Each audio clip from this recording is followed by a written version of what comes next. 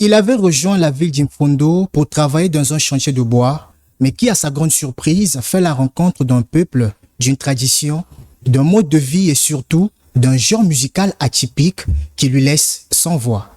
Face aux injustices sociales vécues par ce peuple, il prend l'initiative d'être un avocat et fidèle défenseur de ces individus souvent marginalisés jusqu'aujourd'hui. Pour pérenniser son combat, il a procédé à la mise en page d'un ouvrage qu'il a nommé « L'Université de la forêt avec les pygmées Aka ». Sorel Eta est notre invité dans la grande interview.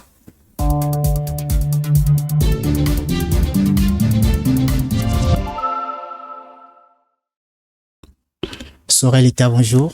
Bonjour. Vous êtes le bienvenu à Tcheleka Media. Merci beaucoup. Quelles sont vos impressions d'être ici dans notre plateau? Non, mais c'est un plaisir. Hein. Je suis reçu par un jeune journaliste et ça me fait plaisir. Je vois que l'équipe est très jeune. C'est vraiment encourageant. Félicitations à toute l'équipe et au boss Sobroni et Fortuna Ngolale. Merci de leur part. Je vous en prie. Comme je l'ai dit dès l'entame de mes propos, vous arrivez à Imfondo pour l'industrie du bois. Mais quel a été l'instant précis, le choc qui vous a fait basculer au chantier forestier à l'ethnologie? Bon, moi quand j'étais au lycée, j'étais un homme de culture. Bon, ça fait des années, hein, depuis 1990.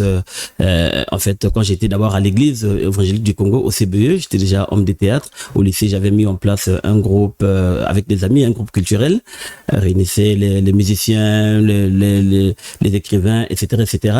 Donc, quand je pratiquais déjà de l'art. Donc, quand je m'étais retrouvé chez les Aka, les pygmées Aka, c'était pour travailler dans un chantier de bois appartenant à mon oncle. Mais quand j'arrive dans la localité, c'était pour la première fois que je rencontre les pygmées. Et quand j'ai découvert leur musique, j'étais vraiment fasciné par celle-ci parce que nous, en ville, on n'avait jamais écouté les chants polyphoniques pygmées. On connaissait même pas ce que c'est que le yodel. Donc ça m'avait fasciné parce que j'étais déjà artiste et j'étais surtout choqué par les rapports qui les lient avec les bantous. Parce que quand on regarde les rapports pygmées-bantous, il y a des rapports de troc, hein, et il y a des rapports de maîtres-esclaves. Les pygmées appartiennent à des familles. Ils travaillent dans leur plantation. On peut dire en d'autres termes, ce sont des esclaves. Donc moi, j'ai été choqué par ces rapports. Donc depuis ce jour, je m'étais dit, je dois aider ce peuple. Et je commençais à effectuer des allers-retours entre la ville et le village, parce que là, c'était à partir de 1996. Donc, des allers-retours entre la ville et le village. Et les gens qui savaient que je côtoyais les pygmées me disaient, Sorel, il faut leur poser des questions relatives aux arcanes de la forêt, parce que ce sont des gens qui connaissent bien la forêt. Mais moi, quand je le faisais, les pygmées ne se confiaient pas à moi, parce que nous entretenons de mauvais rapports avec eux. Et au passage, je vous dis que moi, je suis quelqu'un qui a été influencé par Jean-Paul Sartre. Et dans la philosophie de Jean-Paul Sartre, dans l'existentialisme, c'est un humanisme, il parle de l'engagement. Ça veut dire l'acte commis par une personne engage toute une société. Moi, je n'étais pas esclavagiste, mais du fait que je sois bantou, les pygmées me considéraient aussi comme des bantous esclavagistes. Donc, raison pour laquelle ils ne voulaient pas se confier en moi. Et cela a duré plusieurs années. Et la 7e année, lors d'une expédition au cœur de la forêt, je leur ai posé de nouveau des questions relatives aux arcanes de la forêt. Ils m'ont donné la même réponse que les années passées, me disant que non, nous sommes des enfants, nous ne connaissons pas la forêt, il faut que tu te rapproches de ceux qui vivent encore au cœur de la forêt, etc., etc. Et après, ils se sont concertés en langue Aka. Ils se sont dit, il y a Dimotangusu, ça veut dire que c'est notre frère. On ne peut plus les traiter tel qu'on les fait avec les bantous esclavagistes. Et à partir de là, ils vont m'appeler pour commencer à me définir les vertus des essences. Et c'est à ce moment-là que je me suis rendu compte que j'étais dans une école. Je suis dans une université. Moi, en fait, après mon bac en 1994, j'avais refusé de partir à l'université Marien Ngouabi faire droit. Parce que j'étais influencé par Jean-Paul Sartre quand on avait étudié son livre, l'existentiel, c'était l'humanisme. Et il y avait plein de citations du genre, le chemin se fait en marchant. Moi, je voulais faire mon chemin à ma manière. Donc, en ces temps-là, je rêvais plutôt peut-être aller dans un conservatoire de théâtre ou de musique, etc. Et quand les pygmées ont commencé à m'ouvrir les portes de la forêt, je me suis dit, mais tiens, je vais créer mon université. Et c'est comme ça que j'ai appelé la forêt Université de la forêt. Maintenant, comme le concept plaisait, intéressait beaucoup de gens. À l'époque, à la radio Africa numéro 1, Patrick Gemandong animait, et puis il y avait Brice Mapoma qui était présentateur de l'émission. Moi, j'avais proposé un sujet, et quand je parlais de l'université de la forêt, ça les plaisait, ils étaient vraiment contents du concept. Et moi, j'avais donc pris la décision de défendre, de valoriser ce concept. Et c'est ce qui m'a amené à écrire ce livre que j'ai intitulé Université de la forêt. Je parle souvent de l'université de la forêt ou de l'école de la forêt. Vous êtes un autodidacte, vous avez appris de vous-même, ça se voit, ça se sent, rien que par votre zèle. Vous avez une attribution qui vous a été donnée, le dernier gardien des peuples Aka. D'où la question de savoir, votre combat est-il purement humanitaire face aux injustices ou est-ce aussi une volonté scientifique de préserver un savoir endogène unique? Non, les deux. Les deux, il y a le côté humain, parce que comme j'ai dit tantôt, même dans le livre, moi je ne supporte pas les injustices. Donc je défends leur cause et j'aimerais que les pratiques de maître esclave puissent se finir, etc. Que les pygmées, les autochtones soient respectés, acceptés tels qu'ils sont dans leur culture, etc.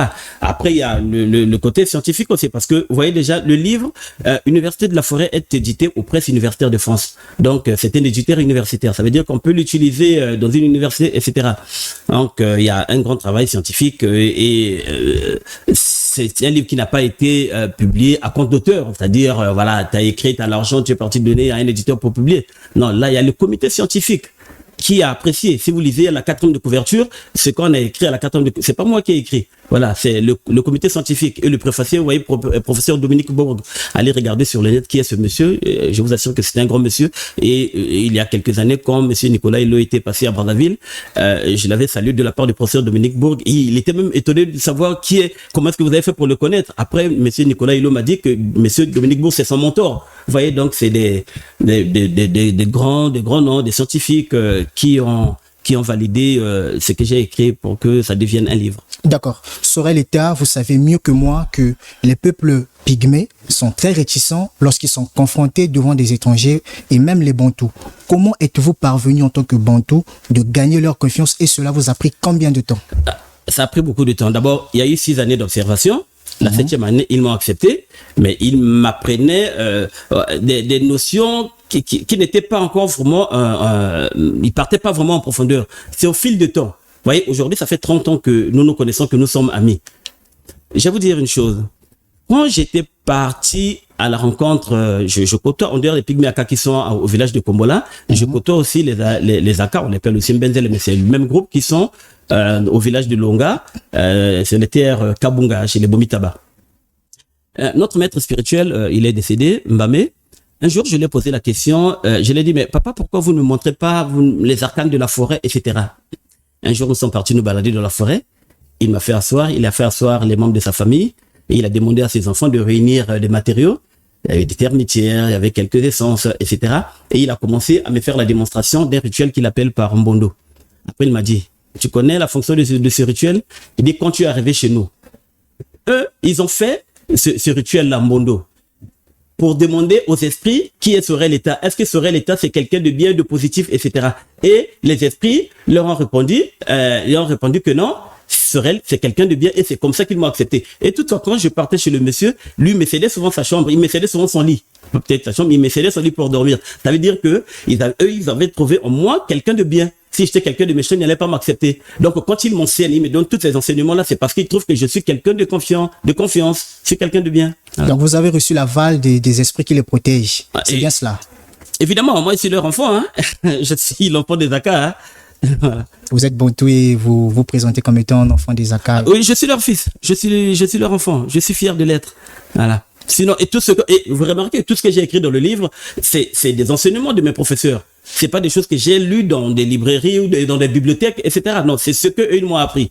Et même pour publier, ils ont validé il fallait passer par la validation.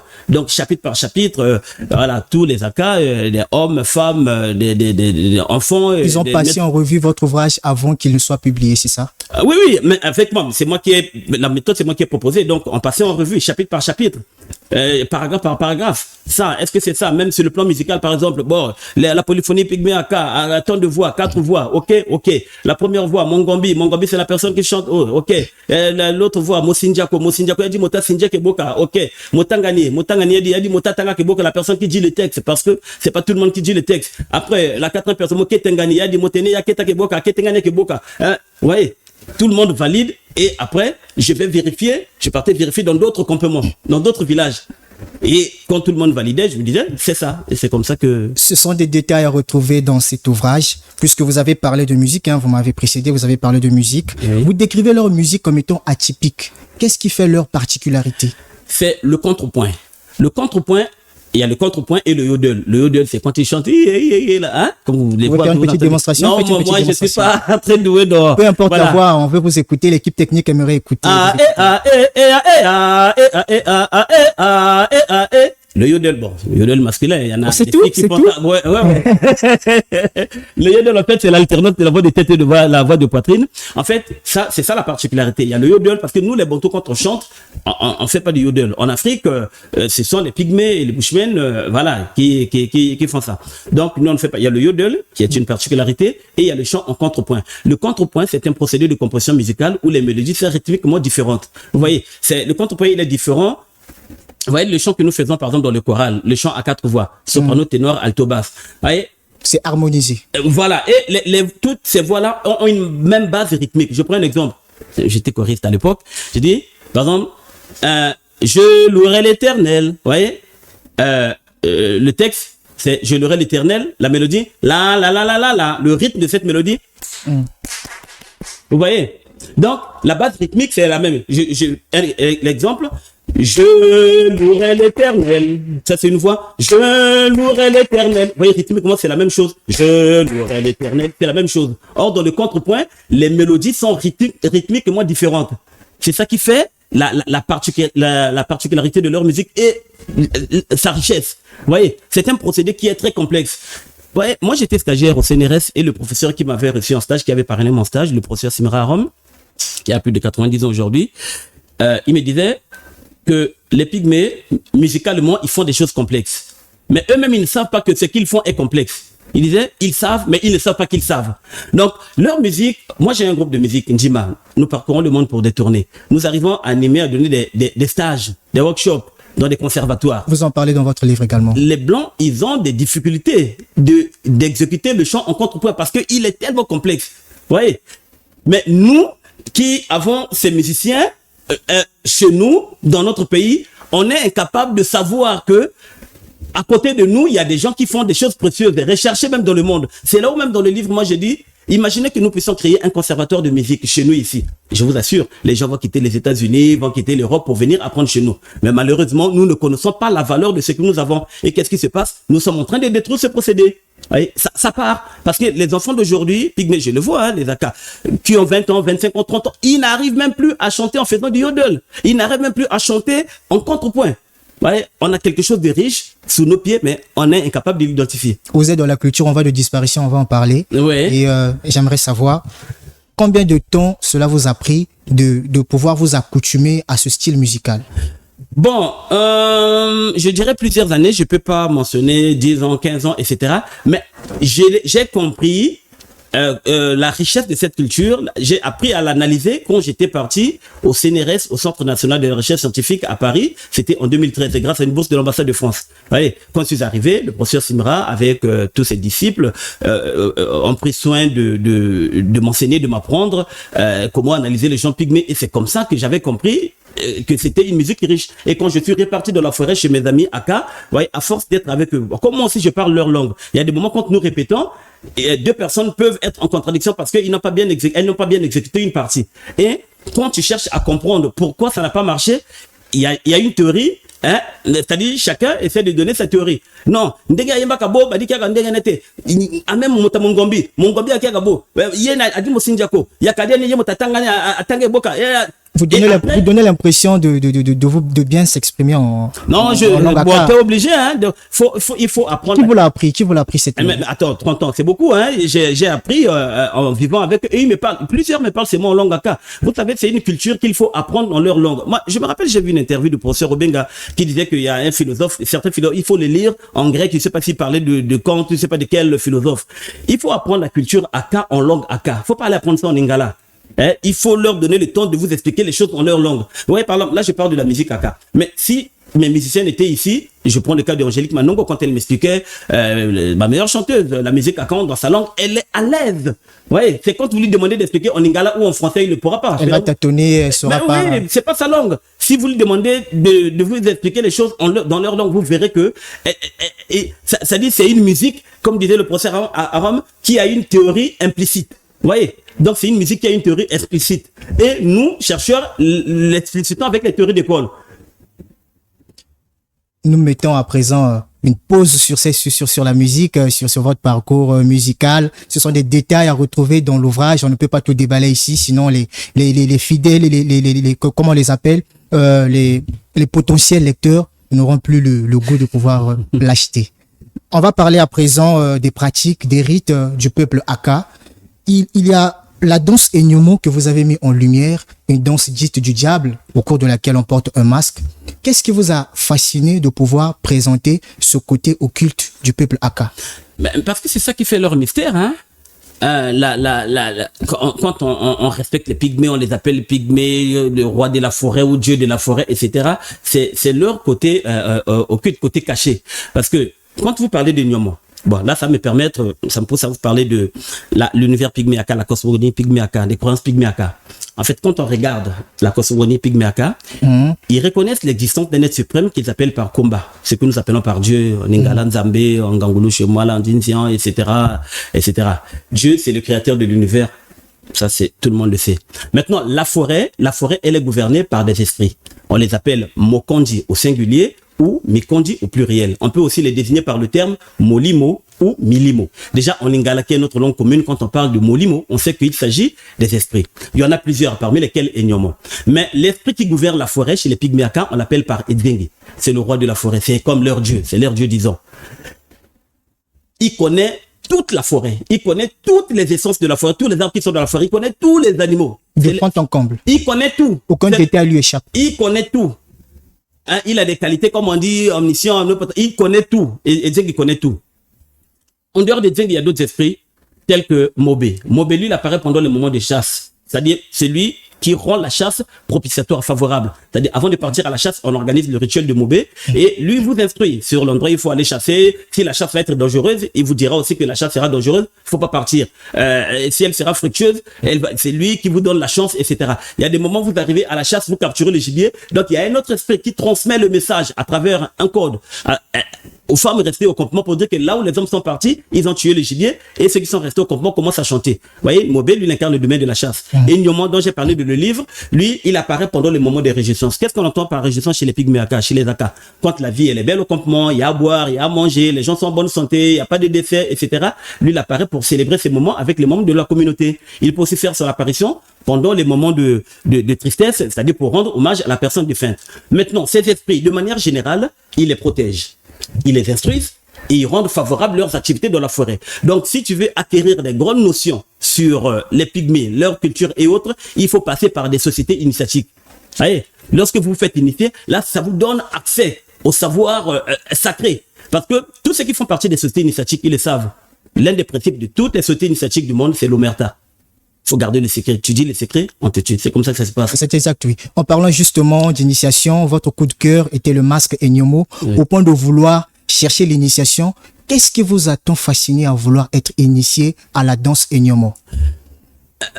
Parce que, vous savez, au départ, c'était il y a 30 ans. Aujourd'hui, si tu assistes le Enyomo d'aujourd'hui, ce n'est plus ce qu'on a vu il y a 30 ans. Vous voyez, quand Enyomo dansait, quand il s'est rapproché des femmes, par exemple, toutes les femmes fouillaient. On sentait le mystère. Elles s'écartaient. Elles s'écartaient. Parce que si le masque te touche, voilà, on te fait payer des amendes, ou si tu payes pas, on peut te maudire, etc. Ou même, tu peux même perdre ta vie. Donc, il y avait ce côté mystérieux, énigmatique qui me plaisait beaucoup. Voilà. Mais malheureusement, l'initiation a été annulée. Pourquoi? Mais, il y a un qui voulait bien me parrainer. Après, il y a d'autres qui n'étaient pas vraiment d'accord. Ils pensaient peut-être que c'était pas le moment parce que je n'étais pas familiarisé avec tout le monde. C'est au fil des temps que je suis resté avec eux. Et avec tout ce que je faisais, j'ai fait beaucoup de choses pour les Aka. Hein. Après, ils se sont dit que non, celui-là, c'est vraiment un de nôtres, quoi. Et quand le moment était arrivé, les gens m'ont accepté, voilà, tout le monde. Et sans problème, quoi. Donc, hormis le masque Enyomo, il y a une deuxième pratique, la séduction mystique. En tant qu'homme moderne, comment conciliez-vous le respect des traditions avec la notion de consentement dans le mariage? Le consentement mutuel. Qu'est-ce que vous voulez dire? Reprenez un peu. Vous êtes un homme moderne, je dis, vous êtes un homme moderne. Oui, oui. Comment conciliez-vous le respect des traditions avec la notion de consentement mutuel? Vous savez bien comment que le mariage, c'est le fruit, le mariage devait être le fruit d'un consentement mutuel. Oui. Avec la séduction mystique, on force quelqu'un à m'aimer, en fait. La séduction, c'est quoi on appelle Djambola? Fallait Le aller Djambola, directement, c'est le Djambola. En fait, c'est des pratiques d'envoûtement dans le mariage chez les Pygmées Aka. Mais ça existe dans auprès de tous les peuples, hein. Même les Bantous aussi, ils le font. Voilà, le mariage, c'était consentement, hein. Mais après, C'est le prix d'un consentement mutuel. Voilà, mais évidemment. ici, c'est contre leur gré. Mais non, mais tout ça, ça fait partie de la beauté du mariage. Vous savez, aujourd'hui, c'est pas parce Comment que... ça, de la beauté mais du non, mariage? mais c'est pas parce que vous avez une femme aujourd'hui dans votre foyer. Vous n'êtes pas la seule personne à aimer cette femme, hein. Il y a d'autres personnes aussi qui la convoitent. Vous voyez, si vous voulez la perdre, restez comme ça. N'est-ce pas là un manque de confiance en soi? Mais non, mais c'est pas une histoire de manque de confiance. En fait, c'est une culture qui est comme ça. Quand on fait les Djambola, ce n'est pas toujours dans le désir de nuire. Hein? Ça aide. En fait, ça aide. Il y a des gens qui n'ont pas la capacité de faire la cour à une femme ou à un homme, etc. Des gars timides, hein, les gens Voilà, il y en timides. a. Mais ça peut aider. Et vous savez, dans notre famille, toi, tu peux aimer une femme, mais sa famille derrière n'apprécie pas. Voilà. Nous, quand on n'épouse pas seulement la femme ou l'homme. C'est une famille, hein. Donc, il y a des moments, moi, j'ai vu des cas où même je sais pas si, dans le livre aussi, j'en ai parlé. Toi, tu peux aimer une femme, mais son papa n'est pas d'accord. À partir de ce moment-là, toi, l'homme, tu fais quoi? Tu aimes ta femme, son père n'est pas d'accord, sa mère n'est pas d'accord. Tu fais le Djambola à la maman ou au papa? Ce n'est pas bouleverser l'ordre des choses. La logique voudrait que les deux puissent s'aimer. L'amour devait être réciproque. C'est ça la vie. Mais vous faites preuve de tricherie. C'est une culture qui est comme ça, donc c'est comme ça que ça fonctionne. Tu perds ta femme, elle est partie, toi tu l'aimes, tu veux la récupérer, tu fais recours au Djambola. Il y a des techniques qu'on utilise pour faire, faire à ce que la femme puisse regagner le foyer. À vous entendre parler, vous donnez l'impression d'avoir eu à pratiquer cette technique. Est-ce que votre femme, vous êtes avec cette femme-là de manière normale ou vous avez fait recours au Djambola? Elle vous écoute, elle va vous suivre. Je peux pas vous dire, mais la vérité est que ces pratiques, elles sont très fréquentes. Là où je vous parle, à la maison, Je parle de votre femme. Non. Oui. J'arrive. Là où je vous parle, à la maison, il y a un ganga, hein, puis Aka, qui est avec moi. Votre voisin? Il vit avec moi, il vit chez moi. Un ganga. C'est vous qui l'avez emmené ou une simple coïncidence? Oui, c'est moi qui l'ai emmené à Brazzaville. En fait, sa présence me permet de faire ce qu'on appelle, dans notre domaine, l'ethnographie des pratiques chamaniques. Je vais étudier les rapports qui existent entre le chaman, le nganga et les patients qui vont le voir. N'y a-t-il pas autre chose derrière? Je fais une enquête. Faire une publicité, venez, vous êtes timide, tu veux conquérir le cœur de Gabriel, non, faire recours au Djambola. Je vois, il y a des gens, ça peut être des hommes, ça peut être des femmes, qui en ont besoin. Soit pour stabiliser leur foyer, soit pour gagner le cœur d'une femme, pour gagner le cœur d'un homme, etc. C'est une entreprise que vous avez montée. C'est un bénéfice de la découverte du peuple Aka. C'est bien cela? Bon, mais quelque part, je dirais que c'est puisqu'il y a le groupe de musique. Le groupe de musique, c'est une entreprise. D'un côté, je défends leur culture, de l'autre, on arrive à gagner quelque chose. Et eux-mêmes, les musiciens, ils arrivent aussi à gagner quelque chose avec. Donc, je peux pas refuser ce côté-là. Donc, votre femme, vous avez déclaré votre flamme et elle a accepté naturellement, vous n'avez pas fait recours au Djambola. Dans le passé, quand je ne connaissais pas encore ces pratiques, voilà, on a fait des choses naturellement. Aujourd'hui, tel que je connais, si je tombe sur, je peux faire recours à ça. Ça dépend de mon cœur. Je peux faire recours à ça. Voilà, ce n'est que normal. C'est des connaissances, c'est des savoirs. C'est fait pourquoi? Dans cet ouvrage. Pourquoi Dieu qui a créé l'univers a mis ces vertus-là dans les essences? C'est pour que nous puissions les utiliser, là. Sorel l'État est en train pas peut-être d'encourager, mais il a présenté ici une technique d'envoûtement pour les femmes qui résistent aux hommes. Donc à toutes ces femmes, prière d'augmenter la vie de prière et d'être prudente parce que le Djambola risquerait d'intervenir dans cette affaire. Mais ça est donc sûr, il n'y a pas que les Aka qui le font, hein, et les Aka et le Bantou, tout le monde. En fait, les gens, c'est parce qu'ils sont hypocrites, ils peuvent pas vous le dire. Ah bon, les gens sont hypocrites? Les gens sont hypocrites. Ils sont là à rejeter les Aka, mais ils font usage de leur pratique. Oui, ils sont là dans ces histoires-là. L'être humain, il est juste hypocrite. Franchement, je suis sidéré. Non, mais c'est la réalité. Moi, je vous présente la réalité. Moi, je suis dans l'intimité des gens, vous voyez. Même dans le livre, vous avez signifié que lorsque les Aka voulaient aborder des femmes bantoues, les femmes bantoues les rejetaient parce qu'ils dégageaient une mauvaise odeur, ils étaient puants. Et ces derniers, pour se venger, qu'est-ce qu'ils faisaient? Ils faisaient recours au Djambola pour coucher avec elle par vengeance. Au Makumu, j'avais parlé au Makumu, qui est une... En dehors du Makumbo aussi, il y avait le Djambola aussi. Parce que quand on regarde les rapports pygmées, il y a des rapports de troc. Les pygmées fournissent aux Bantous les produits de la forêt, du miel, du nietom, des colas, etc. Les Bantous leur donnent des étoffes d'habits, des marmites, etc., etc. Il y a ce rapport, le rapport de troc. Il y a le rapport des maîtres esclaves. Les pygmées, les autochtones, travaillent dans les plantations de leurs maîtres, ils font le portage, ils font plein de petits boulots, etc. Et il y a des rapports sentimentaux. Dans les rapports sentimentaux, on constate une injustice. Ça veut dire, il y a les hommes bantous sortent avec les femmes Aka. Il n'y a pas de problème là-dessus. Il n'y a pas de problème. Et ils ont même créé des familles avec des femmes Aka. Il n'y a pas de problème. Maintenant, le contraire, c'est-à-dire que un Aka, un pygmée puisse épouser une femme bantou, là, ça ne marche pas. Et c'est là où les Aka sont choqués. Pourquoi ça? Vous sortez avec nos femmes, vous mettez au monde avec nos femmes, et quand c'est le contraire, vous ne voulez pas. Même toi, là, José, là où tu es là, si un pygmée vient épouser ta sœur, il faut pas parler parce qu'il y a des micros. Toi, tu vas bouder. Qui souhaiterait avoir un beau-frère pygmée ici? Bon, c'est un homme en toute sincérité. Non, c'est parce qu'il y a le micro. Attends, c'est parce qu'il y a le micro. Voilà pourquoi tu essaies de dire que tout homme, etc. Hein? La réalité, c'est que personne ne va accepter d'avoir un beau-frère pygmée. Et c'est là où ils sont choqués. Ils disent, ça ne marche pas. Et ils se voient maintenant dans l'obligation de faire recours à certaines pratiques, parmi lesquelles le djambola ou le makumu. Le makumu, en fait, c'est une pratique qui consiste à ce que... un viol rituel. C'est un viol. Voilà, quelqu'un, il accède chez vous, il rentre chez vous, il porte une amulette qu'on appelle le pombi, il plonge tout le monde dans la maison, dans un profond sommeil, et il se livre à l'acte sexuel avec une ou plusieurs femmes qui sont à sa portée. Mais pourquoi était-il important pour vous de révéler ce côté obscur? Je veux montrer c'est-à-dire le niveau des connaissances. Non seulement montrer leur culture, mais montrer leur capacité, de quoi ils sont capables. Parce que, vous savez, avec ce que j'ai appris, ce qu'ils ont comme connaissance, nous, aucune connaissance n'est négative. On peut pas dire qu'une connaissance qu'elle est négative, hein, ou elle est positive. C'est un peu, faut prendre ça à l'image d'un couteau. Si je vous pose la question, est-ce que le couteau est négatif ou positif? Vous me répondrez quoi? Le couteau? Oui. Il est à la fois. Voilà. Le couteau est positif ou il est négatif? C'est l'intention. Si tu veux l'utiliser positivement, tu coupes ton poisson, ton gibier, etc. Si tu veux l'utiliser négativement, à partir de ce moment, tu deviens un bébé noir, un koulouna. Tu vois, quand tu tues les gens, là, ça devient mauvais. C'est comme des connaissances. Voyez, moi, je vous prends le cas de, il y a un chapitre où je parle du fusil nocturne Mombanzi. Mombanzi, c'est un sort où l'on projette dans le corps d'une personne. Ça peut être une lame de gilet, des lames de rasoir, un morceau de pierre, morceau de fer à béton, la dent d'une personne, etc. Elle est mauvaise. Parce que elle peut tuer. Si tu trouves personne pour te soigner, elle te tue. Mais il y a un de mes professeurs à l'université de la Forêt, le professeur Motambo. Le professeur, vous parlez, il faut préciser qu'il s'agit d'un pygmée. Un pygmée, ouais, parce que nous sommes à l'université de la Forêt. Voilà. Lui, il utilisait autrement cette pratique qui, au départ, est négative parce que ça peut conduire à la mort. C'est-à-dire, lui me disait, son frère Nganga, quand il avait besoin de lui, il lui jetait ce sort. Mais comme lui, il était protégé, ça ne lui pénétrait pas. Et qu'est-ce qui s'est passé? Lui, en tant que Nganga aussi, il savait d'où venait ce sort. Et il s'est rapproché de son frère. Et il lui demandait, mais pourquoi tu m'as jeté ce sort? Et son frère a dit, non, j'avais un peu de vin, je voulais qu'on puisse le consommer ensemble. Vous parlez ici du fusil. Du fusil nocturne. Donc, il a fait d'une pratique, c'est-à-dire qui était négative, une technique de communication. Vous voyez? Même... Donc une démonstration de force. Voilà, même l'amulette dont je suis en train de parler là, épombi, qu'on utilise pour endormir les gens. Avec le makumu. Qu'on utilise généralement dans les pratiques du makumu. Ouais? Oui.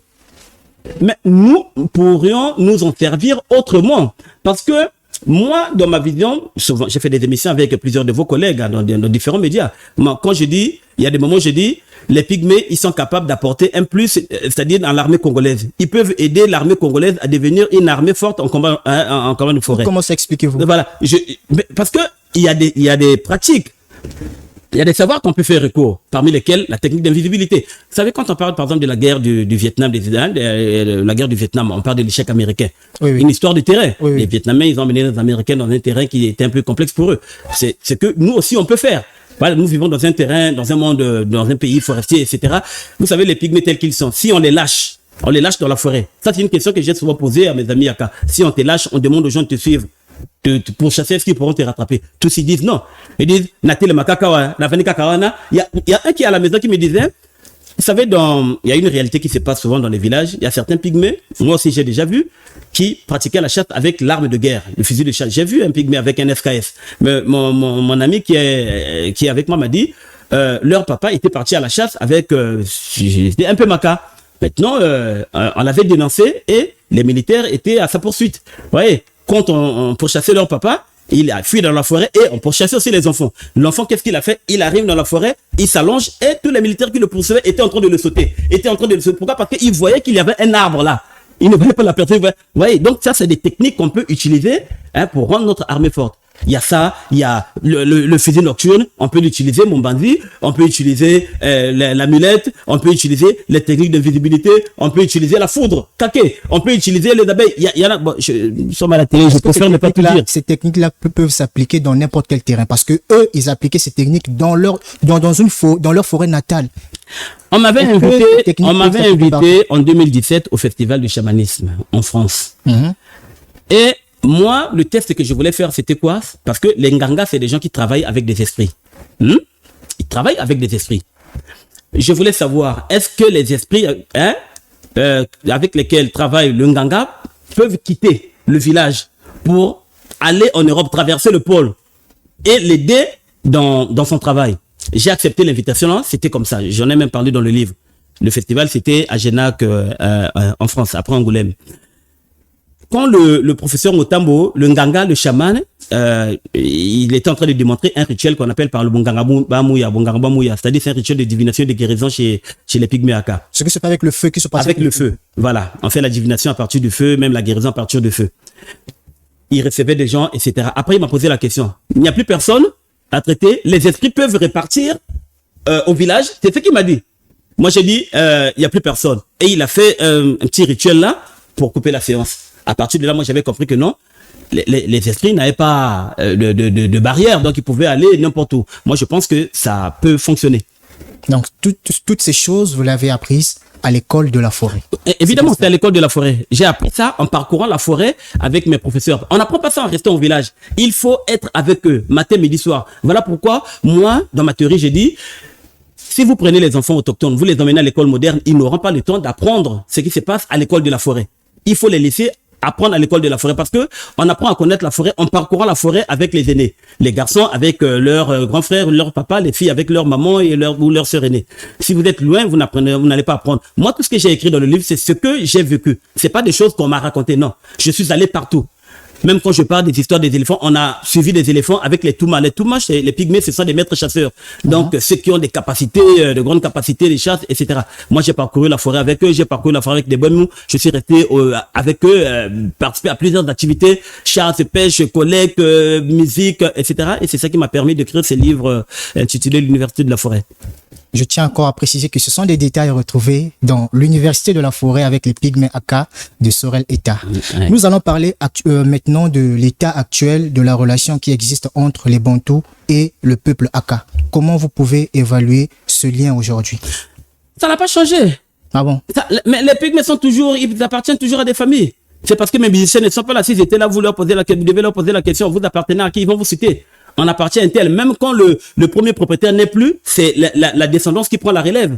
Cette relation continue à exister et continue à travailler dans l'exploitation des gens.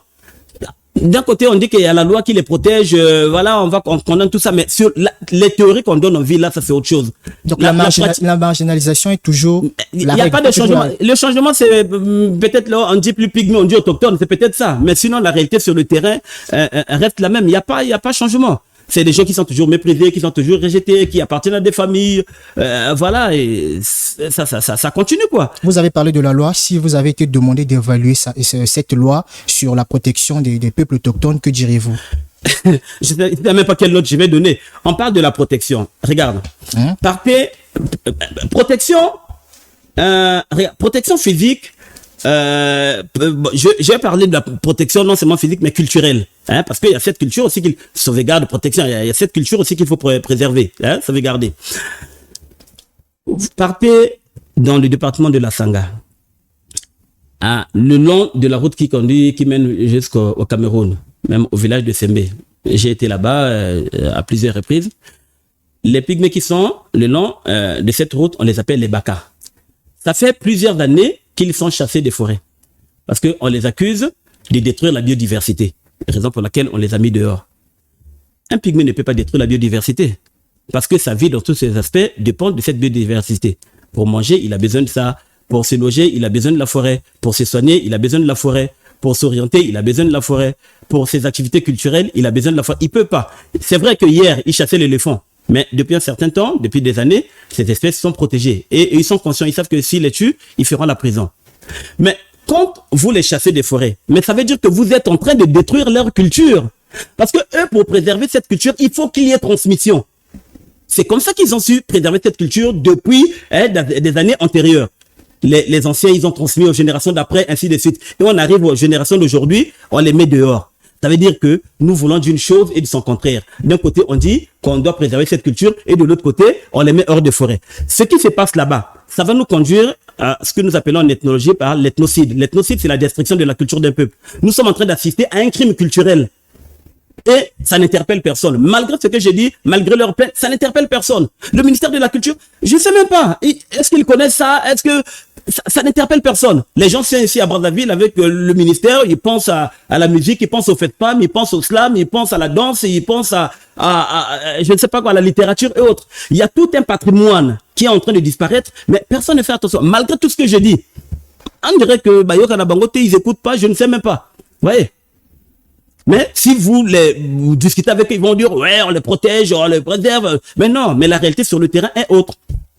Voilà. En parlant également de disparition, dans le chapitre 8, ça sonne comme un cri d'alarme. Dans le chapitre 8, ici, vous parlez de la perte de ces valeurs-là, de ces valeurs ancestrales.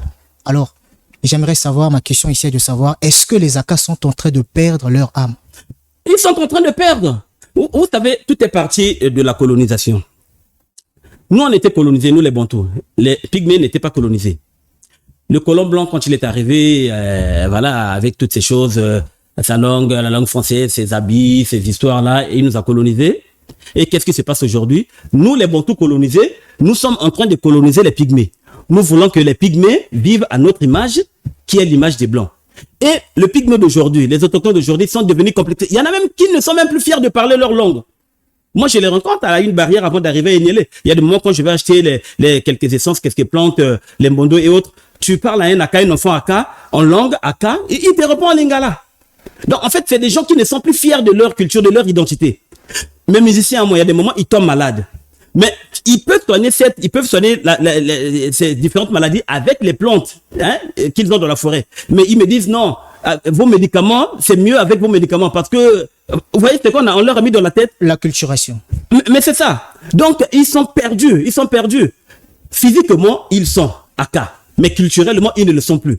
Justement, quelle initiative préconisez-vous pour sauver ce patrimoine? Il faut respecter leur culture. Il faut accepter leur culture. Leur culture fait partie de la diversité. Et la diversité est une richesse. Il faut qu'on arrête avec, vous savez, avec certaines initiatives, on pense que elles sont bonnes, elles sont riches, mais ceux qui prennent ces initiatives, souvent, c'est des gens qui ne connaissent pas ce que c'est que cette culture. Voilà pourquoi moi j'ai l'habitude de dire qu'avant d'entreprendre n'importe quelle activité avec les Pygmées, il faut prendre le temps d'étudier, connaître l'homme et son milieu de vie. Lorsque je parle de la connaissance, je fais allusion à l'aspect visible et invisible. Il faut chercher à connaître la face cachée pour comprendre comment ça se passe. Parlons d'abord comment ça s'appelle, des menaces d'extinction. Comme ça, ceux qui nous écoutent vont bien comprendre. Je dis la culture Pygmée, Aka est en voie de disparition. Quelles en sont les menaces? On a la déforestation, parce que ça détruit leur habitat. Moi, avant de défendre leur culture, j'étais exploitant forestier. Tu vois, nous, on a détruit la forêt de Kombola, là, avec nos amis. On était nombreux à exploiter. Vous savez, l'essence la plus exploitée, c'était quoi? Le sapeli. Le sapeli, ça produit c'est le bois rouge. Et c'est de cette essence que tombent les chenilles qu'on appelle par Eboyo, Congo. Nous, quand on détruisait ça, les autochtones, Bantous, Pygmées, se plaignaient, nous, on s'en foutait parce que c'était notre argent qui nous intéressait. Mais quand je suis réparti dans la même forêt, 2 décennies après, un quart de siècle après, mais il faut aller voir les dégâts. Donc, la déforestation, ça détruit leur habitat. L'agriculture, les agriculteurs aussi détruisent leur habitat. Vous savez que nous, on pratique l'agriculture sur brûlure. Des pesticides. Non, nous, on pratique l'agriculture sur brûlure et autres. Quand on abat, après, on brûle, etc. Ça détruit leur environnement. Ça éloigne les animaux, etc. Il y a la déforestation. Il y a la culturation, ils sont devenus très acculturés. Il y a l'ethnocentrisme. L'ethnocentrisme, ça dit le jugement de valeur. Nous, les jugeons selon notre culture. Voilà pourquoi j'ai pris l'exemple tout à l'heure de la colonisation et autres. Nous, pour accepter les Pygmées, nous voulons qu'ils vivent à notre image, qui est l'image des Blancs. Nous voulons qu'ils sortent de la forêt. Il y a ce mot-là. On dit même qu'à l'époque, le président Marengo, il voulait les sortir de la forêt. Mais pourquoi? Ouais, tout ça, c'est de l'ethnocentrisme. Il y en a même aujourd'hui qui disent, ouais, Bobima, la Zamba, comme le bateau. C'est comme si le fait de vivre dans la forêt, ils ne sont pas des humains, ils sont des animaux. Voilà, nous les jugeons selon notre culture, nous pensons que notre manière d'être que nous avons copié chez les Blancs, c'est ça qui est meilleur. Et nous critiquons leur façon de vivre. Donc il y a l'ethnocentrisme, il y a le christianisme. Le christianisme détruit, ça détruit leurs croyances. Toi, tu es journaliste. Sors avec ton micro dans la rue là. Demande aux gens qui te parlent des croyances bantoues. Ils savent même plus. On est perdu. Même toi là, si tu te demandes de parler de quoi, ils savent pas. Or, eux, ils savent. Ils connaissent l'importance des esprits de la forêt. Quand tu es initié, un pygmée digne de ce nom ne peut pas crever de faim à la maison. Tu es là à la maison, l'esprit te parle même en songe, il te dit, va à tel endroit, je t'ai réservé à manger. Et toi, quand tu arrives, tu vas là-bas, tu vois aussi ce qui t'a réservé. Tu te balades dans la forêt, tu entends un son. Quand tu parcours la forêt, il faut maîtriser la symbolique. Là, vous êtes dans l'école de la forêt. Je suis dans l'école de la forêt. Il faut maîtriser la symbolique. Ça sortait dans les sociétés initiatiques. Il faut maîtriser la symbolique. Quand tu entends ce son, ça veut dire ça. Quand tu entends, tu peux pas crever de faim parce que tu peux entendre un son. Bam, dipango. L'esprit te dit, regarde en hauteur, regarde à gauche, tu regardes comme ça, il t'avait réservé à manger. Vous voyez, aujourd'hui, le christianisme est en train de tout détruire. Il y a des pygmées qui ne sont plus fiers de faire partie des sociétés initiatiques. Parce qu'on leur dit, si vous ne priez pas, vous ne croyez pas en Jésus, etc., vous n'allez pas hériter le royaume de Dieu. Cette culture est en train de partir. Parce que leur force, c'est-à-dire leur croyance. Si vous détruisez leur croyance, physiquement, ils seront pygmées, ils seront Aka, Bendelelou, Mamika, Yangombe, etc. Mais culturellement, ils ne le seront plus. Et lorsque nous allons nous retrouver face à des situations compliquées, c'est là où nous allons le regretter. On a vu récemment avec le cas du coronavirus. Quand le corona est arrivé au Congo, les gens commençaient à fuir dans la ville. Hein. Tu étais là, non? Ils fouillaient pour partir où? Partir au village, c'est comme si le corona ne pouvait pas arriver là-bas. Or, dans la tradition, quand il y a une épidémie, il y a quelque chose du genre, ceux qui savent communiquer avec le surnaturel, ils rentrent en contact avec les esprits pour demander, mais c'est quoi cette pandémie, c'est quoi, comment faire pour y remédier, etc. Et ce sont les esprits qui leur donnent des formules, etc., etc. Il y a le christianisme, il y a la scolarisation, surtout ça. À l'heure où je vous parle, on est en train de scolariser en masse les enfants pygmées. Parce qu'on se dit que non, ils doivent partir à l'école obligatoire au Congo, etc., etc. Or, quand ils le font, quand le gouvernement le fait avec ses partenaires, ils sont en train de détruire ce que moi j'appelle par l'école de la forêt. C'est quoi l'école de la forêt? Je la définis comme étant une pédagogie concrète appliquée depuis des lustres par les peuples autochtones pour transmettre leurs connaissances et savoir-faire à leur descendance. C'est une école où on peut apprendre beaucoup de choses. On peut apprendre à connaître les arbres, ce qu'on appelle par la botanique. On peut apprendre à connaître le monde des animaux, ce qu'on appelle par la zoologie. On peut apprendre à connaître le comportement des animaux dans leur milieu naturel, c'est ça qu'on appelle l'éthologie. On peut apprendre l'écologie. On peut apprendre la musique. On peut apprendre le chamanisme. On peut apprendre la pharmacopée. On peut apprendre la médecine pygmée. On peut apprendre la navigation forestière que je définis comme étant l'ensemble des techniques qui permettent de s'orienter dans la forêt. Pourquoi? Parce que nous avons plusieurs types de navigation. On sait que la navigation fluviale, il y a un code. La navigation aérienne, il y a un code. La navigation même terrestre pour les voitures, ici, il y a un code. Mais dans la forêt, on ne se balade pas comme ça. Il y a tout un code. Il faut le savoir. Toujours dans l'école de la forêt, à l'école de la forêt plutôt, vous mettez en lumière, vous mettez en avant la littérature orale. C'est-à-dire que le savoir se transmet par l'oralité. Est-ce que l'oralité est un moyen fiable pour transmettre les informations de génération en génération?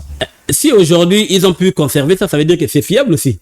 C'est vrai que c'est mieux d'utiliser l'écriture, mais ça fait combien d'années que les pygmées existent? Donc ils ont su, ça veut dire que c'est aussi la méthode, on peut dire quelque part qu'elle est aussi est fiable. Vous êtes sans oublier qu'en Afrique, il y a un adage qui dit lorsqu'un vieillard meurt, c'est toute une bibliothèque qui s'en va avec lui. Évidemment, mais évidemment. En ce qui vous concerne, vous avez écrit un livre. Oui. Votre connaissance, vous ne l'avez pas transmis de bouche à oreille. C'est dans un livre qu'est-ce que vous avez signé? Vous voulez dire qu'il faut qu'on laisse tous ces enfants-là partir à l'école moderne, c'est ça? C'est ça votre... Je pose des questions. Quand vous posez cette question-là, c'est pour avoir plus de précision sur ce que vous dites. Moi, je ne suis pas contre l'écriture. C'est une bonne méthode, c'est comme ça qu'on conserve, etc. Il s'avère que eux, ils sont une société sans écriture, mais à l'école de la forêt, les enfants, ils ont je peux dire, la mémoire de pic de la mirandole. Ça veut dire la mémoire d'éléphant. Ils apprennent, c'est comme ça qu'ils retiennent. Vous savez, dans les sociétés initiatiques, les enseignements... Ils retiennent vite, Ils retiennent vite. Dans les sociétés initiatiques, on interdit même. On n'écrit pas. On dit, faut toujours retenir. Parce que quand tu écris ces secrets-là, quelqu'un d'autre peut venir les lire. Il n'est pas initié, mais il lit les choses, après il apprend. Alors que ça, c'est réservé aux initiés. Moi, on me l'a rappelé. On a dit, ici, c'est... Voilà. Donc... moi, c'est vrai que l'écriture a toute sa raison d'être, mais cela ne veut pas dire qu'on doit détruire le code de la forêt. Le code de la forêt, c'est peut-être parce que vous ne la connaissez pas. Et c'est un jour, bienvenue, je vais vous amener un jour là-bas, vous allez voir ce qu'il y a comme richesse. J'aimerais bien, mais évidemment, ça dépend de votre courage. C'est le Djambola qui me fait peur. Non, ça va aller, je pourrais veiller sur vous, etc. Donc, moi, je me souhaiterais revenir un peu sur le code de la forêt. Dire que cette école fait partie de la diversité. Il ne faut pas que nous commettions l'erreur de la détruire. Moi, je ne suis pas contre que les enfants autochtones apprennent à écrire et à lire. Donc, il y a la complémentarité. Le problème, c'est quoi? C'est bien cela? J'arrive. Le problème, c'est quoi? Quand vous prenez ces enfants, à quel âge les enfants partent à l'école chez nous? À partir de 6 ans. 5 ans. Moi, j'étais à l'école à 5 ans. Aujourd'hui, 5 ans, c'est 6 ans. Et même 3 ans, parce qu'il y a la maternelle. Il y a même une loi qui a été amendée. On dit même que les enfants, la maternelle est obligatoire. Hein? À peine là, j'ai suivi une loi comme ça. Si à l'école moderne, on apprend à partir de cet âge, il faut savoir que à l'école de la forêt aussi, on apprend très tôt. À une année, l'enfant commence déjà à apprendre. Et je vous prends un exemple, une image. Dans notre société, la société Bantou, quand un enfant d'une année joue avec le couteau, que font les parents? On va le lui interdire. Pourquoi? Ne touche pas, le couteau est dangereux, tu vas te blesser. Alors que cela n'est pas le cas chez les enfants AK. Quand un enfant d'une année joue avec le couteau, les parents le laissent faire. Parce que, et il lui explique même comment l'utiliser. L'enfant, qu'est-ce qu'il va faire? Il va se rapprocher d'un arbuste et il va commencer à chercher à l'abattre. Et les parents même à distance vont lui dire, c'est pas comme ça qu'on abat un arbre. Regarde la position de l'arbre. Tu commences par là, va l'achever de l'autre côté. À une année, les enfants commencent déjà à apprendre. Vous, si vous partez, même toute Télé-Kachivi, si vous partez dans la forêt là-bas, ce sont les enfants de moins de 10 ans qui vont vous enseigner la forêt. Même pas les papas. Ce sont les bébés là, les enfants de 5, 6, 7, 8, 9 ans qui vont vous enseigner. Parce qu'ils apprennent très tôt. À 10 ans déjà, on est sachant. Ils apprennent très tôt. Vous voyez, maintenant ces enfants-là, si vous les prenez à 5 ans, vous les emmenez à l'école moderne. Ils vont apprendre à parler français, à écrire, à faire des calculs et autres. Mais en conséquence, ils vont oublier tout ce que est de l'école de la forêt parce qu'on va réduire leur temps d'apprentissage. Leur temps d'apprentissage sera réduit. Parce qu'un enfant ne peut pas suivre deux cursus à la fois. Et le cursus de l'école moderne et le cursus de l'école... Il peut pas, il est enfant. Quelle est donc la solution? Il y a une question de priorité. Si vous me posez la question de savoir, entre l'école de la forêt et l'école moderne, quel enseignement faut-il privilégier pour les enfants autochtones, les enfants pygmées? Moi, je dirais que les enseignements de l'école de la forêt. Parce qu'on n'apprend pas à connaître la forêt à un âge avancé. Il doit commencer par l'école de la forêt. Lorsqu'il aura acquis une base, à un âge donné, ça peut être 13, 14, 15 ans, vous lui apportez autre chose, il a déjà la base. Parce que ce qui est important, c'est la base. Or, si vous commencez par les enseignements de l'école moderne, il va perdre les enseignements de l'école de la forêt. Physiquement, il sera pygmée. Mais culturellement, il ne le sera plus. Il y a un exemple que moi, j'adore prendre. J'ai dit, moi, je suis Gongolo, de père. Je suis Boma, Teke, de mère. Que sais-je de la culture de Bagongolo? Que sais-je de la culture de Baboma, de Bateke? Absolument rien. Mais pourtant, je le suis. Nous sommes nombreux comme ça. Tu es Vili, de nom. Tu es Koyo, de nom. Il y a plusieurs autochtones qui sont ici en ville. Mombenga, Yakombo. Culturellement, ils ne savent même. Je l'emmène même au parc zoologique là, reconnaissance des essences, comment tracer une route, comment repérer, comment grimper. Ils ne savent absolument rien, mais pourtant ils le sont. Et c'est ça ma crainte. C'est là où je dis, je rappelle aux autorités congolaises, au gouvernement, ne commettons pas la maladresse de détruire ce peuple et sa culture. Pourquoi je le dis? Regardez comment le monde, vous suivez les actualités, non? Le monde, ça chauffe un peu par-ci par-là. Il y a des troubles, il y a des agitations de gauche à droite. Prenons le cas, par exemple, parlons du réchauffement climatique et de ses conséquences. Parmi les conséquences du réchauffement climatique, il y a ce qu'on appelle les migrations climatiques. Imaginez, vous habitez un pays, voilà, il y a des inondations, où il y a sécheresse, les animaux commencent à mourir. Quand il n'y a pas d'eau, vous n'allez pas rester sur place. Quand il y a des inondations, vous n'allez pas rester sur place en train d'attendre la mort, n'est-ce pas? Vous allez vous déplacer. Quand on se déplace, c'est pour aller où? Vers un endroit, il fait bon vivre. Supposons que cet endroit, il fait bon vivre, c'est un des départements du Congo. Ça peut être la Likola, ça peut être la Sanga. Quand les gens se déplacent, ils cherchent d'abord là où il y a l'eau. Parce que c'est l'eau. L'eau, c'est la vie. Dans l'Icola, il y a l'eau, il y a la forêt, on voit des traces, des empreintes des animaux. Ces gens-là vont s'installer. Supposons s'ils sont des milliers, ou 1 million ou 2 millions. Ils vont faire quoi? Ils s'installent. Mais c'est notre pays. Nous, on cherchera à les contrôler. Quand on va se rapprocher d'eux, en voulant les chasser, ils vont pas accepter. Serait l'État, puisque nous sommes toujours à l'école de la forêt, une question. Fallait me laisser finir. Laisse-moi finir. Allez-y. Voilà. On va vouloir peut-être les chasser. Ils ne vont pas accepter. Parce que là où ils étaient, il y a la mort. Donc, ou on s'entraide ou on s'entretue. Comme disait un intellectuel français. Voilà. Mais si les envahisseurs sont plus forts que nous, ils pourront faire de nous-mêmes, c'est-à-dire des esclaves chez nous-mêmes. Mais comment allons-nous faire pour défendre nos terres? Si c'est une nation plus forte que nous, une nation... Tu sais, vous savez que notre pays là, les pays là sont convoités par... voilà, vous avez compris. Mais comment allons-nous faire pour défendre nos terres? Avec les PMK? On ne pourra pas défendre nos terres avec les PMK. Donc, on doit compter sur nos savoirs. Voilà pourquoi moi j'ai dit, les pygmées là, ils sont capables d'apporter un plus au Congo avec leur savoir inestimable des arcanes de la forêt. Ne commettons pas la maladresse de l'éditeur, sinon nous allons le regretter. Voilà. Je tenais à préciser que nous arrivons vers la fin de notre émission, puisque nous sommes à l'école de la forêt. À l'école de la forêt, c'est aussi la médecine. Oui. Alors, il y a la médecine des peuples Aka et la médecine conventionnelle, encore dite moderne. Est-ce que la médecine conventionnelle est complémentaire à la médecine traditionnelle ou bien elle est dépassée? Non. on parle de l'ethnomédecine aujourd'hui. Hein? Un ethnomédecin, c'est un médecin qui analyse la maladie bien au-delà de la dimension biologique. Vous savez, il y a des maladies qui peuvent échapper aux médecins qui sont au CHU là. J'ai parlé du fusil nocturne Mombandi. Si on peut te projeter des débris, des rasoirs, des lames de bouteilles, la dent d'une personne, d'un animal, et c'est dans ton corps. Si on t'emmène au CHU là, ils ne sauront même pas comment. Ils vont te faire les examens, tous les examens des scanners, ils vont pas trouver ça. Vous voyez? Donc, l'ethnomédecin, le médecin anthropologue, lui, il situe la maladie dans son contexte socio-culturel. C'est quoi le Mombandi? C'est la jalousie, la haine. Josué, on parle trop de lui, etc. On te jette ce sort. Donc, et moi, je vois comment le chaman, le nganga qui est à la maison, il soigne ça. Voilà, donc, c'est des médecins qui sont maintenant complémentaires. Parce qu'il y a des maladies. Moi, il y a des moments où je reçois même des gens à la maison, au musée, parce que j'ai un musée, le musée AK. Il y a des gens qui étaient au CHU, on n'a pas pu avoir des solutions. Et quand ils arrivent chez le AK, le thérapeute AK qui est à la maison, et il arrive à les soigner. Donc, c'est complémentaire. Sorel Etta, pourquoi, selon vous, les Congolais s'intéressent-ils peu à la culture Aka? Parce qu'ils ne savent pas. Ils ne savent pas. C'est parce que la faute au gouvernement, disons au ministère de la Culture, que ce soit ministère de la Culture, que ce soit ministère des populations autochtones, ils doivent faire le travail. Vous savez, le problème que nous avons ici, c'est quoi? Dans notre pays, on a une mauvaise manière de définir la notion de culture. On aime circonscrire la culture à l'art. Chez nous, au Congo, quand on parle de la culture, c'est la musique. Vous voyez, les musiciens pensent que c'est leur ministère. On pense que la culture, c'est la musique. On pense que la culture, c'est le FESPAM. On pense que la culture, c'est la danse. On pense que la culture, c'est le slam. On pense que la culture, c'est la littérature. On pense que la culture, c'est la peinture. C'est ça le problème. Et on délaisse d'autres aspects. Or, tout ce que je viens de vous citer fait partie de ce qu'on appelle art. Musique, art, danse, art, littérature, peinture, sculpture, slam, et ça fait partie de l'art. L'ethnologue Edward Bernard Taylor a défini la culture comme étant un ensemble complexe. Ça inclut les savoirs. Nous, on s'en fout des savoirs. Tu as déjà entendu le ministère de la Culture parler des savoirs? Je les respecte et c'est des cadres que je connais. On ne parle pas des savoirs. On parle plus de l'art. Les savoirs, on s'en fout de ça. Le droit, on s'en fout de ça. Les coutumes, on s'en fout de ça. Les croyances, on s'en fout de ça. L'art, oui. Dites-nous seulement que c'est le ministère de l'art, comme ça on va comprendre. Ouais. Les Congolais ne savent pas parce que on ne leur parle pas de ça. Ce n'est peut-être pas par peur du mysticisme de ce côté obscur ou par sentiment de supériorité. Ignorance, il y a l'ignorance, il y a l'orgueil parce que ils méprisent les pygmées. Le pygmée, c'est un citoyen de second rang, c'est un être pliant. Même ceux qui vivent à côté d'eux, ils ne connaissent rien de leur culture, ils connaissent pas grand-chose.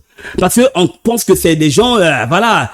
Or, ces gens, ils sont dépositaires des savoirs ancestraux. Comme j'ai l'habitude de dire, capable d'apporter un plus au Congo et à l'humanité. Vous savez, les chercheurs occidentaux, quand ils viennent, ils sont même pas là à Brazzaville, ils partent direct, ils partent chercher quoi là-bas? S'il n'y avait rien d'intéressant là-bas, ils partent chercher quoi là-bas? Nous-mêmes, enfants du pays, non. Même le livre L'Université de la Forêt, publié, édité en France, les gens, ils s'intéressent même pas. On a déjà distribué ça à beaucoup de gens ici. Personne ne te fait même un retour. Il y a plein d'autorités qui ont ce livre-là. On a quelque chose, moi quand je dédicace ce livre, j'aime dire, préserver et valoriser le code de la forêt, c'est un trésor. Nous avons un trésor sous nos pieds, mais nous sommes incapables d'identifier que nous avons un trésor sous nos pieds. Vous savez, la vie, elle est cyclique. Quand le blanc, le colon est arrivé, il a vu nos parents porter les caches-sexes. Il les a traités de sauvages. Il nous a apporté ses habits, etc. Le Bantou colonisé est en train de coloniser le pygmée. Moi, il y a 30 ans, j'ai vu les pygmées en cache-sexe. J'ai vu les pygmées à moitié nus. Si vous partez aujourd'hui dans nos villages là-bas, c'est compliqué de les voir encore dans l'état qu'on les a vus autrefois. 2017, je pars avec les Aka au festival du chamanisme à Genac, après Angoulême. Les Blancs étaient en train de faire le rituel de purification par sudation, ce que nous appelons Choko, Mofulu et autres. Et ils le faisaient. Ils étaient à moitié nus, d'autres étaient nus, totalement nus, sur un site de 2000 personnes. Quand les pygmées ont vu, les pygmées étaient habillés.